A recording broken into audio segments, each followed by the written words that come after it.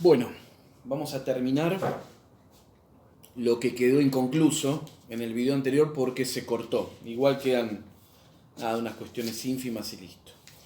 Bien, continuamos con la lectura de donde habíamos dejado. Dice el texto: el problema real, entonces, consiste en explicar el cambio, ¿no? Esto de estas posiciones que habíamos dicho, materialistas, existencialistas y relativistas, que no entendían o no podían concebir esto de hablar de una naturaleza humana o hablar de un orden natural, porque ellos entendían como que es algo quieto, ¿no? Como una especie de quietismo, y que de alguna manera no podían reconocer el cambio. Y sin embargo es una mala concepción que tienen, porque la concepción del orden natural o de la naturaleza humana implica, como decíamos en el final del video anterior, implica también un desarrollo y por lo tanto cambio. Entonces pasamos a leer. Dice: el problema real consiste en explicar el cambio, el movimiento, el cambio de las cosas, el movimiento.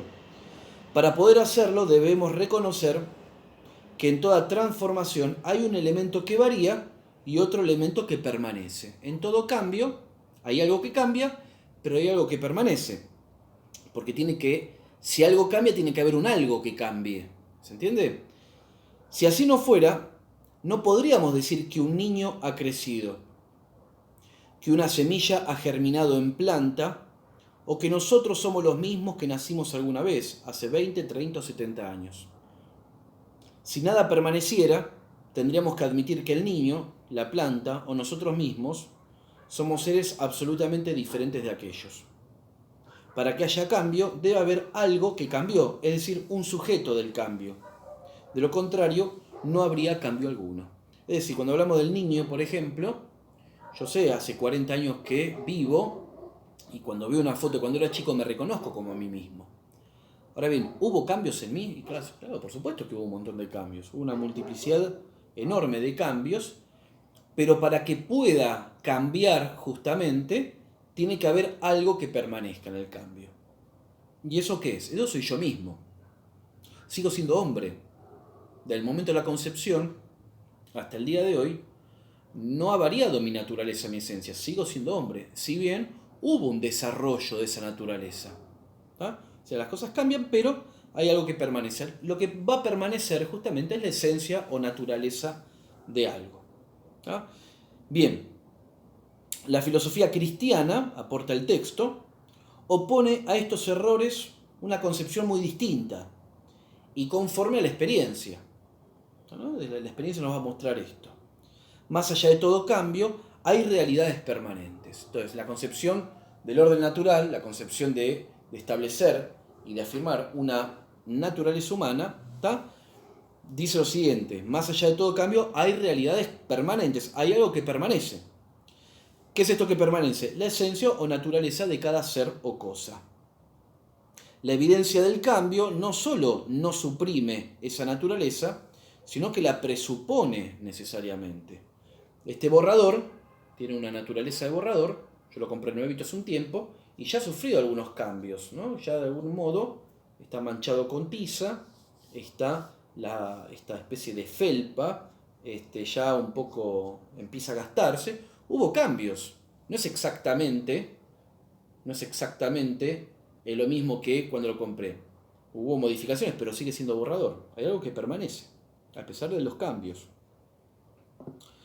Dice: la experiencia cotidiana nos muestra que los perales dan siempre peras y no manzanas, ni tampoco nueces, y que los olmos no producen nunca peras.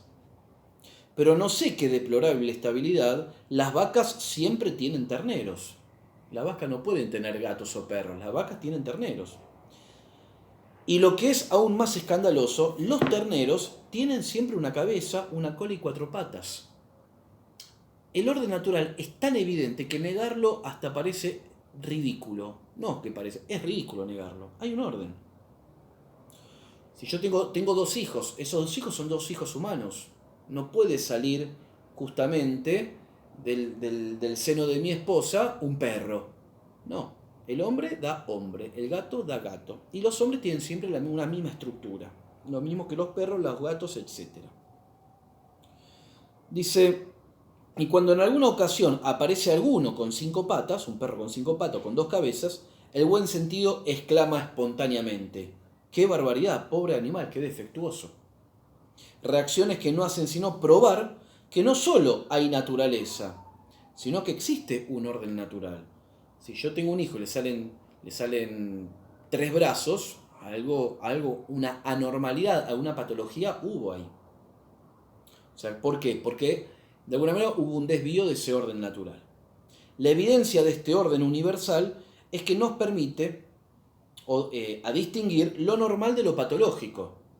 Gracias a que hay un orden natural podemos afirmar que justamente hay algo que es normal y podemos al mismo tiempo aquello que de algún modo se ha desviado de ese orden natural por alguna causa, decimos que hay algo patológico. Por ejemplo, gracias a esto, el orden natural, podemos distinguir al sano del enfermo. ¿Por qué alguien está enfermo? Porque justamente hay un desorden en su estructura. Alguien que contrae alguna enfermedad, ¿no? Y empieza a subirle fiebre, a cambiarle qué sé yo, el color de piel o algún otro elemento, decimos que justamente ahí hay un desorden, algo pasó. Bueno, pues está enfermo, no está en su estado normal, no está saludable. Podemos distinguir al loco del cuerdo, al motor que funciona bien del que funciona mal, al buen padre del mal padre, a la ley justa de la ley injusta. ¿Se entiende? Gracias a que hay un orden natural podemos hacer estas distinciones. Si no hay orden natural, ¿quién puede distinguir lo saludable de lo enfermo, lo justo de lo injusto, un motor que anda bien y un motor que anda mal? No se podría. Dice, pues bueno, hay unos elementos, dice, la ciencia confirma la existencia de un orden. El simple contacto con la realidad de las cosas nos muestra que lo natural existe en la intimidad de cada ser. Todo tiene un orden natural y está en la intimidad de cada cosa. Esa naturaleza es la explicación de las operaciones y actos de cada ser. El perro se comporta como perro porque es perro, tiene una esencia perruna.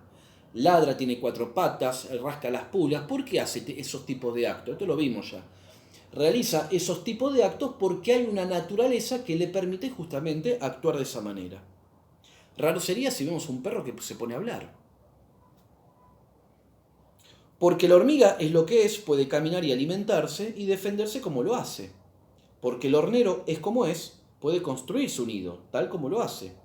Porque el hombre es como es, naturalmente, puede pensar, sentir, amar y trabajar humanamente. ¿Quién determina lo normal? La naturaleza determina la normalidad. Es normal que el hombre pueda pensar, es normal que el hombre pueda sentir, es normal que el hombre pueda amar y trabajar humanamente. Pero la ciencia nos aporta una confirmación asombrosa a la constatación no sólo de que cada ser tiene una esencia o naturaleza, sino de que esa naturaleza no es el fruto de un azar ciego, sino que posee un orden, una jerarquía, una armonía, que se manifiesta en todos los seres y en todos los fenómenos. Hay un gran orden cósmico, todo está ordenado. La simple observación nos muestra, en efecto, que hay leyes naturales que presiden los fenómenos físicos y humanos. El hombre siempre se ha admirado de la regularidad de la marcha de los planetas, de las innumerables constelaciones, siempre se asombró del ritmo de las estaciones, de las mareas, de la generación de la vida. Pero el progreso científico actual, la física y la química contemporáneas, nos dicen que una simple molécula de proteína contiene 18 aminoácidos diferentes, dispuestos de un orden bien estructurado. Una sola molécula de albúmina incluye decenas de miles de millones de átomos, agrupados ordenadamente en una estructura disimétrica. Hay un orden. Hoy sabemos que un ser vivo está constituido principalmente por moléculas de proteínas que contienen entre 300 y 1000 aminoácidos. Las transformaciones químicas de las células son catalizadas por enzimas, que a su vez poseen estructuras particulares. Un solo organismo unicelular posee una multitud de proteínas, además de lípidos, azúcares, vitaminas, ácidos nucleicos. ¿Cómo explicar entonces, a la luz de estas constataciones, ¿no?, de estos hechos que muestra la ciencia, que la estructura íntima de la materia, en sus niveles más elementales, exige un ordenamiento tan perfecto, tan delicado, tan constante, para poder producir el más simple de los seres vivos? ¿Cómo es posible?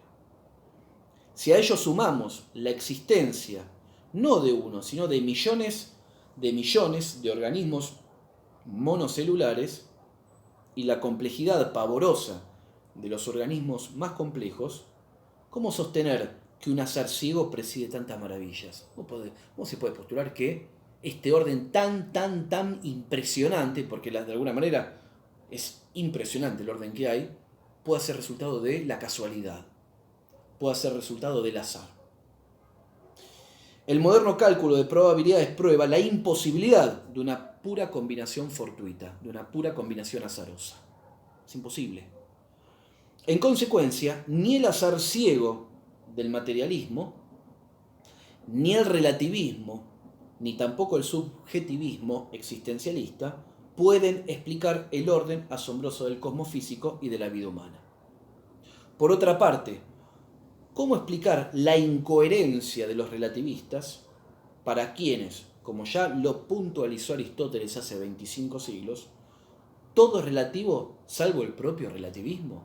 Es decir, el relativismo sostiene que todo es relativo, pero el principio todo es relativo, que afirman ellos, lo dogmatizan como si fuese una verdad absoluta y no relativa.